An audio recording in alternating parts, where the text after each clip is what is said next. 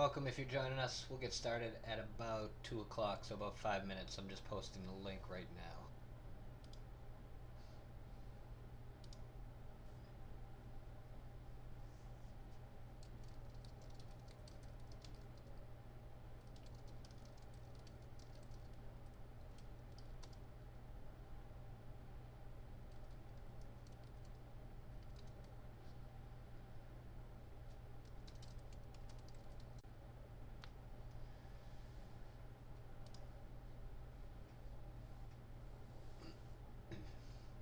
Alright, we need to start in about 2 minutes. I just posted the classroom. I'm going to send a quick email, and then at 2 o'clock we will get started running through the first problem and the key terms. Thank you again for joining us. Make that a little larger. It's good to see all of you. So again, I'm just going to send a quick email, give kids a few more minutes, and then right around 2 o'clock we'll get started on the first problem.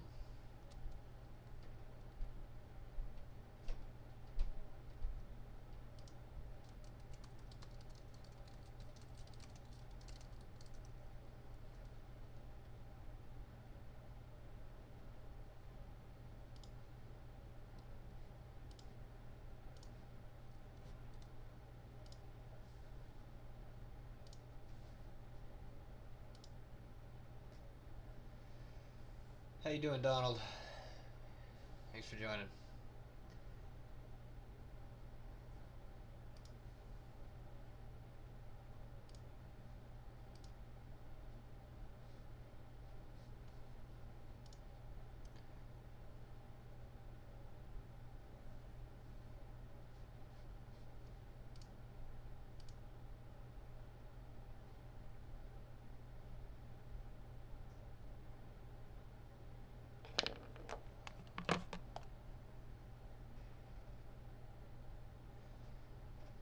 Alright, so it's 1:57.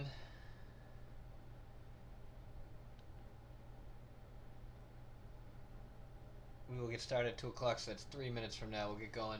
How you doing, Reset? I'm not sure who Reset is, so feel free to say hi who you are in the chat. But thanks for joining us.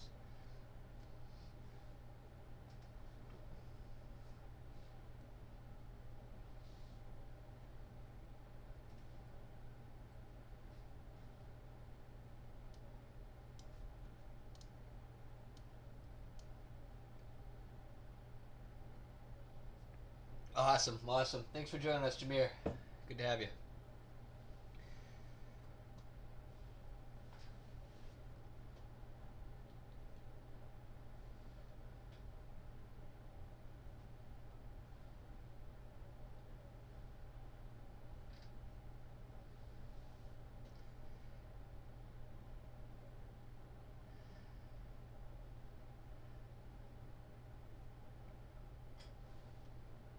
Alright, so we'll get going in about 1 more minute.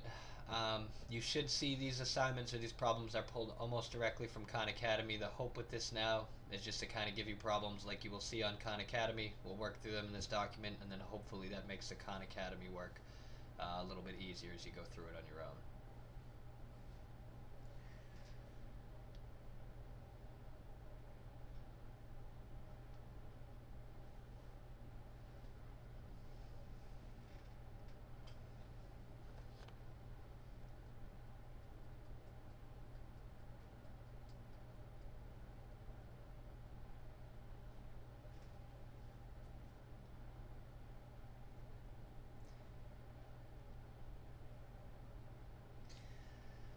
Alright, so it's 2 o'clock. I'm going to get started here. If anybody ends up joining us late, they can just kind of rewind or start from the beginning.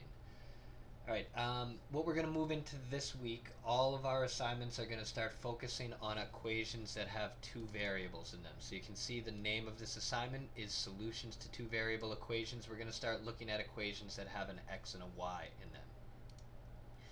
Specifically, there's 2 goals with today's assignment. The first one is how do we test whether an ordered pair is just a kind of fancy way to talk about this xy number in parentheses. So how do we test if an ordered pair is a solution to an equation? And then later on, too, towards the end of the assignment, we're also going to talk about how do we find the y-intercept and the x-intercept.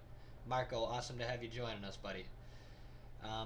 So, specifically, as we talk all week long and next week about working with these equations that have two variables, we're going to talk about solutions. And now that our equations have two variables, an x and a y, a solution for us is really going to mean the pair of values that would make the equation true when you plug them into the equation or when you substitute in. So for our very first problem today, they say consider the following equation. And the equation, which is also written on my whiteboard here, says 2x minus 3y equals 10. And they want to know if 2x minus 3y equals 10, the first part says is 8 and negative 2, so they give us an ordered pair, an x comma y number written in parentheses, and they say is 8 negative 2 a solution to this equation. So I'm going to make my whiteboard a little bit larger, but if 8 negative 2, we're going to test whether or not that's a solution. The key here is to plug the 8 and the negative 2 in for x and y. So if we have an ordered pair and they're listing 8 and negative 2, like you see on my whiteboard here for part A, they're really saying can 8 take the value of 8 and y take the value of negative 2 in this equation. So I'm going to go ahead and I'm going to replace the x with 8. That's going to become 2 times 8. And I'm going to replace the y with negative 2. So it used to say negative 3 times y. Now it says negative 3 times negative 2. And that's still going to need to equal 10. So if 8 and negative 2 really is a solution here, when we do out the math on the left side of this equation, we should be getting 10 equals 10. It should work in this equation. 2 times 8 gives us positive 16. And negative 3 times negative 2, a negative multiplied with a negative creates a positive. So that gives us a positive 6, which is a big thing to see here. And if that's the solution, 16 plus 6 needs to equal 10. Michaela, awesome to have you joining us. Thanks for coming in. And anybody else who's been joining us, feel free to say hi in the chat. So 16 plus 6 gives us 22. So now we're at 22 equals 10. You and I have always known that 22 does not equal 10. The equation's now saying something that's nonsense. So what does that mean? What does that tell us? It means that this possible solution, this ordered pair 8 and negative 2, is not a solution to this equation. It doesn't work when I plug 8 in for x and negative 2 in for y.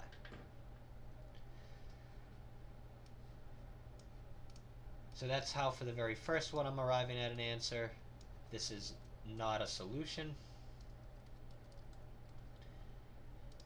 And then if you're working along at home, hopefully you have a paper and pencil with you or some kind of whiteboard like I do, and that would allow you to also put an image of your work in.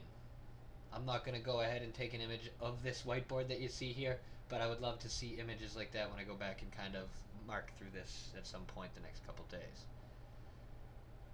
If you have any questions, if some of this doesn't make sense, feel free to slow us down. And if it makes sense or if you have the right answer, feel free to chat along with us for those of you who are live.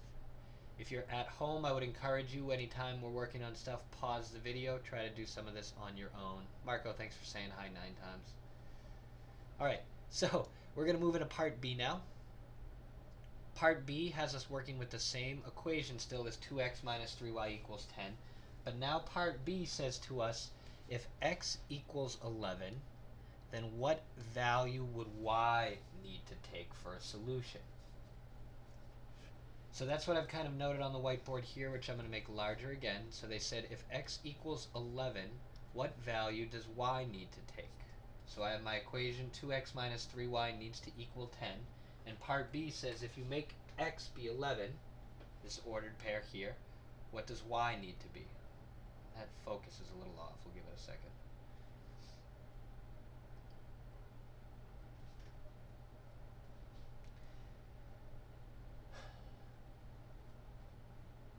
So we're going to plug the 11 in for x. That's going to become 2 multiplied with 11 minus 3y needs to be equal to 10.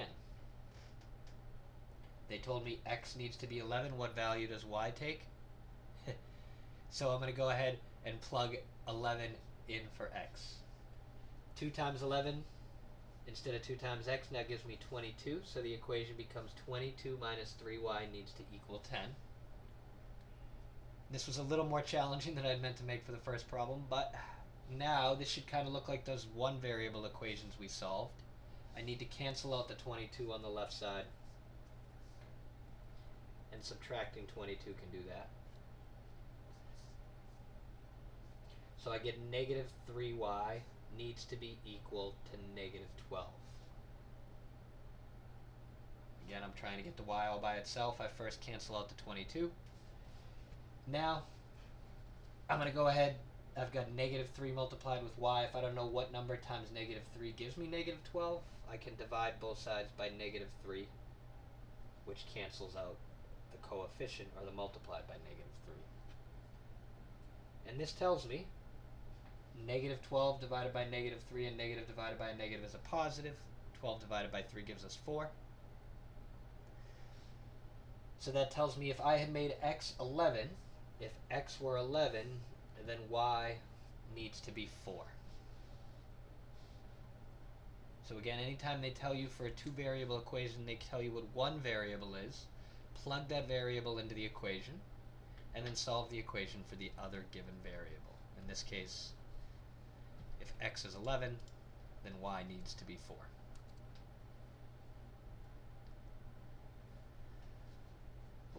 The whiteboard's too big there, then you can't see actually what I put the answer in. Give me 1 second so you can see that too. So again, if x is 11, then y is going to need to be 4, is what we plugged in there. As always, if you're doing this work at home on a piece of paper, whiteboard, please insert images of your work so we know you're doing this on your own as well while you're working with me.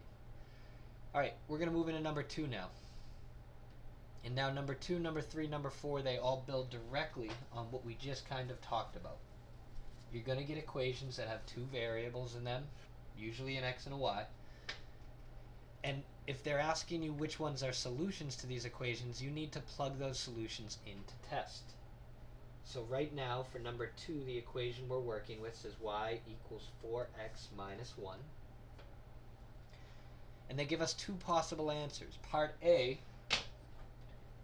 says can x be 2 and 1? 2 for x, 1 for y. Part B says can x be 4 and can y be 9? So they give us 2 possible solutions for A and B, and I've noted those on my whiteboard here, 2 and 1 and 4 and 9. So to test whether or not those work in this equation, I'm going to go ahead and plug those numbers in. If you're with us live, feel free to be going ahead figuring out which answers work. If you're at home, feel free, please pause the video and try to work this out on your own. I'm going to plug in a 2 for x and a 1 for y. So I'm going to replace my y with 1. So the equation becomes 1 equals 4 times 2 instead of 4 times x, because I'm replacing 2 for x, minus 1.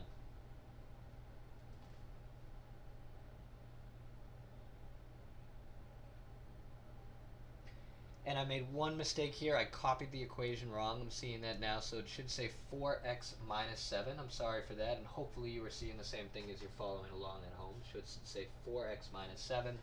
So now I'm seeing 4 times 2 minus 7. And my apologies for that mistake. Make sure you copy that equation correctly.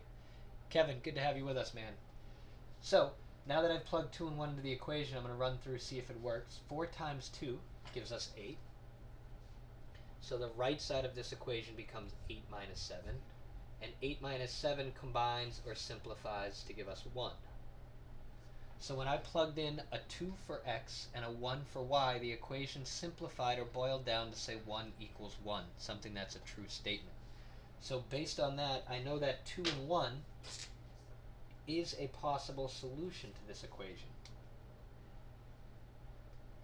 But I also need to consider, could 4 and 9 work in this equation? So I'm going to go back to this equation now, and I'm going to replace the y with 9, and I'm going to replace the x with 4 to test the other possible answer. So it becomes 9 equals 4 times 4 minus 7. So again, what we did there, took the y, replaced it with 9, took the x, replaced it with 4, because that's the second possible answer from part B here. 4 times 4, we're going to now do the math. That gives us 16. So the right side of the equation becomes 16 minus 7. And when we combine 16 with a negative 7, or when we do 16 minus 7, the difference is 9. So for this equation, when we plugged in 4 and 9 as a solution, I'm going to write that in green because 4 and 9 also worked. When I did plug in 4 and 9, the equation simplified down to a true statement. So based on that, I'm going to pick C.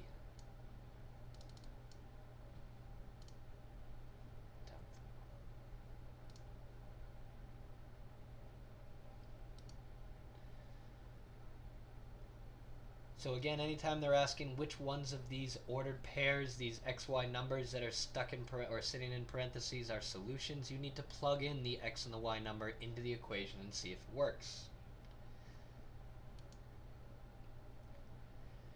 If you're at home with us, I'm going to leave you to do number 3 on your own, actually. I'm going to leave you to plug in these answers for number 3 to try to see, because number 3 is a lot like number 2. So hopefully, if that makes sense for number 2, you could do number 3 on your own. I'm going to keep us moving. We're going to go on to problem number 4 now. If you're at home and you can't figure out number 3 on your own, please feel free to send me an email. I'm happy to jump in and help you out. But hopefully, if 2 makes sense for number 3, you're able to plug those ordered pairs in and see which ones possibly work. Okay. Problem number 4, which I'm highlighting now, tells you to complete the missing value in the solution to the equation. And the equation that we're given, which I'll copy on my whiteboard, says 4x plus y needs to be equal to 10.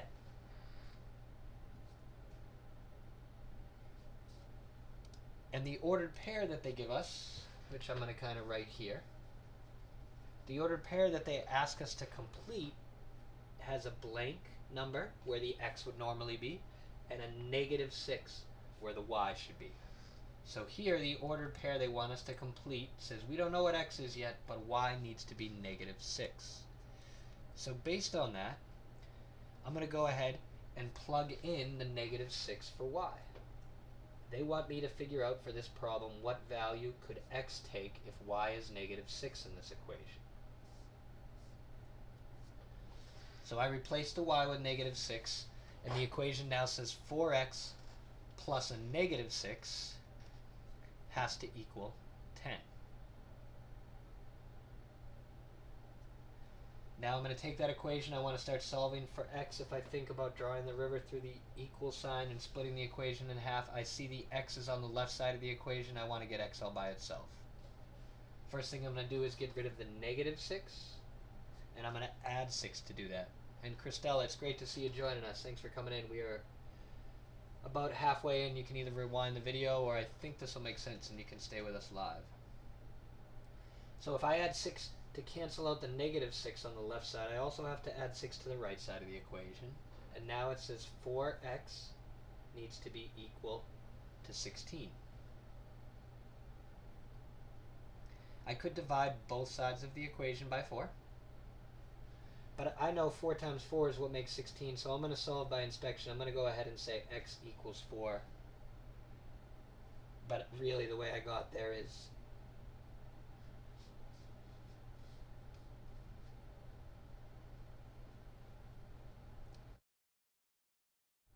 if I divide both sides of that equation by 4, that's another way to solve it. So I can get x equals 4 that way, or a lot of you might already know x equals 4 without taking that last step there. So that helps me tell here that if y is negative 6, well then x needs to be 4. So again, to recap, and this is really the second Khan Academy assignment this week, they're going to give you half of a solution to these 2 variable equations. You need to plug in that half and then solve for the missing piece. We're moving on to number 5 now. If anything ever is a little unclear, you have questions, feel free to talk in the live chat to pause us. If things make sense, if you got the right answers, that helps to chat along with us too. Alright, here's number 5. Number 5 is very similar. It's also what you're going to see in that second Khan Academy assignment this week. It's going to say complete the missing value in the solution to the equation. Here the equation's a little more complicated. I'll write it on my whiteboard. They say y plus 2 needs to be equal to negative 3 times x minus 4.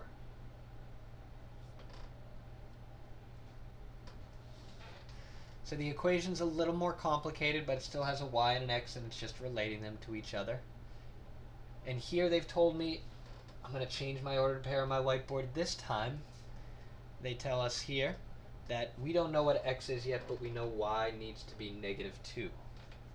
So I'm going to go into this equation, and I'm going to replace the y with -2. The left side of the equation now says -2 plus 2. The right side still says -3 times x minus 4.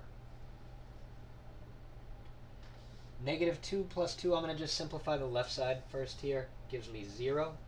So 0 needs to be equal to -3 times x minus 4.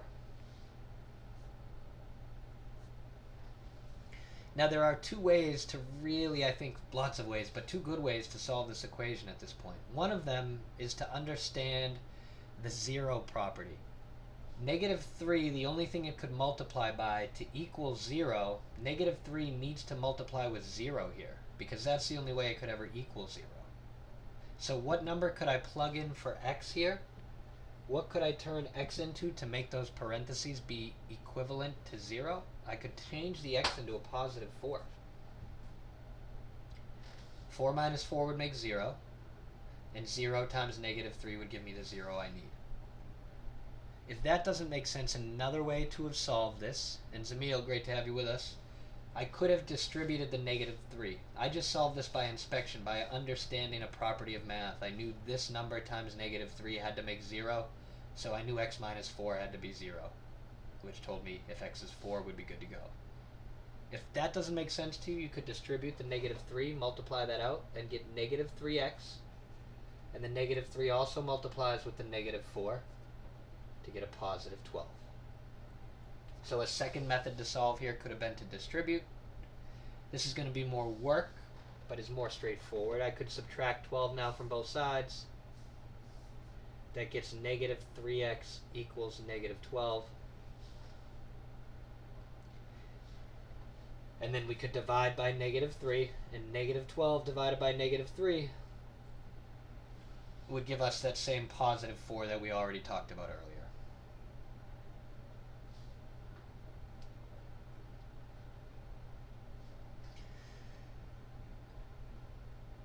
Alright, if you have any questions, let me know. As always with 4 and 5, and this is linked directly to your Second Khan Academy, if they tell you half of the solution, plug that half in and then solve for the missing piece. Alright, number 6 is to prepare you for, let me make the whiteboard a little bit smaller. Number 6 is to get you ready for the 3rd and the 4th assignments on Khan Academy this week. The 3rd and the 4th assignments start talking about intercepts.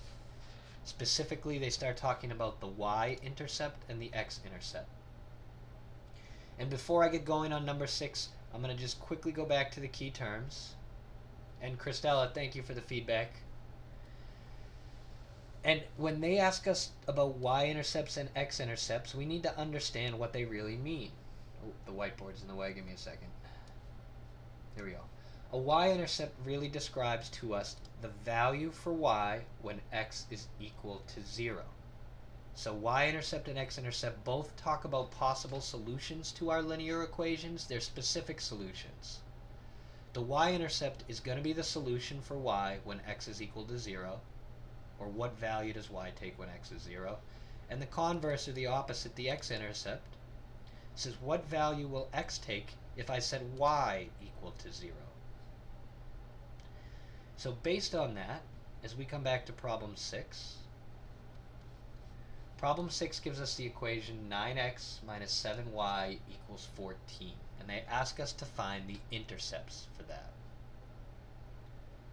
This is also going to happen exactly on your 4th Khan Academy assignment. I actually pulled this equation from assignment 4 this week.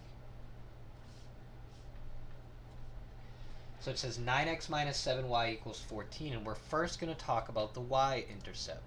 And the big thing to understand about a y-intercept is y-intercept says, what value does y take when x is equal to 0?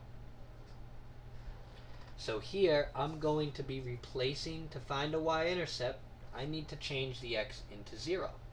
or substitute the x out and replace it with 0. So I've replaced the x value with 0 in my equation, and the nice thing about finding x-intercepts and y-intercepts is they eliminate an entire term. If I multiply 9 by 0, anything multiplied by 0 is gone. It makes nothing. And as we're going to talk in future weeks, part of the reason they make graphs based on x and y-intercepts is it's really easy to find the y-intercept or x-intercept by turning x into 0 or y into 0. Now I have negative 7y equals 14. I just need to cancel out the multiplied by negative 7, so I'm going to divide both sides of my equation by negative 7. And that gives me y equals negative 2. So that helps me realize that the y-intercept here, if x is 0, in other words, the y value needs to be negative 2. Because negative 7 times negative 2 would give you positive 14, which would be equal to 14. And so if 9x is 0, then y needs that negative 2.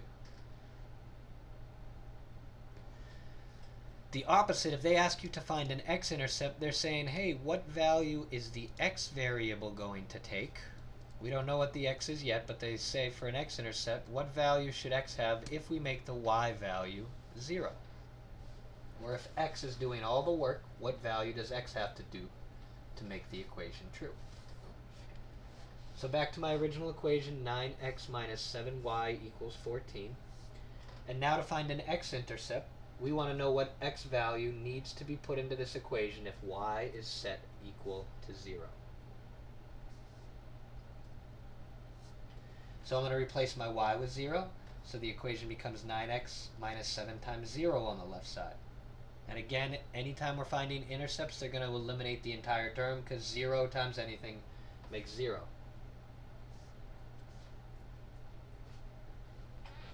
So this equation becomes 9x on the left side is equal to 14 on the right side. I'm going to need to divide by 9. That's the opposite of multiplying by 9. And what we'll find here, 9 divided by 9 cancels out, we get just x. But on the right side of our equation, 14 divided by 9, that's not going to divide evenly. It won't make an integer. It's going to make a decimal. It is totally okay to leave my answer as a fraction, so long as I simplify that fraction. And it turns out for today's example, 14 over 9, the fraction 14 over 9, cannot be simplified any further. If I want to insert a fraction, it's okay to just write this as 14/9. That's what I did at first there. If you ever want to get fancy in Google Documents, there's a way to write the fractions.